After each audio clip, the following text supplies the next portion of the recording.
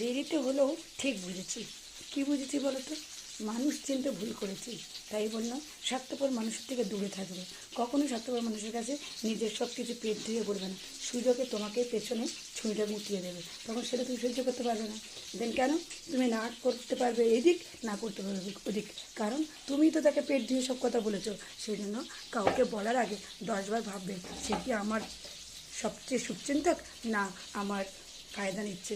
সেই জন্য যখনই যা কিছু বলো না কেন, কিছু নিজের পেট ধুয়ে নিজের গোপনতার কথা কখনোই বলতে যেও না কাউকে। তারা বল হাসে, তোমার সামনে এমন দেখাবে যে তোমার কত সিম্পেথি আদায় করতে, তখন তোমাকে কত ভালোবাসছে, তোমার কত দয়াতে নিজে দুঃখেতেও ভরিয়ে দিচ্ছে নিজে, কিন্তু পরে পরে যে কত হাসছে সে তুমি বুঝতেই পারবে না। যতই আপন হোক, সে তোমাকে পিছনে বাঁশ দেওয়ার জন্য রেডি হয়ে আছে। ওই জন্য কোনো সুচিন্তক বলো, কোনো নিজের আপন বলো, কাউকে কখনো নিজের দুর্বলতার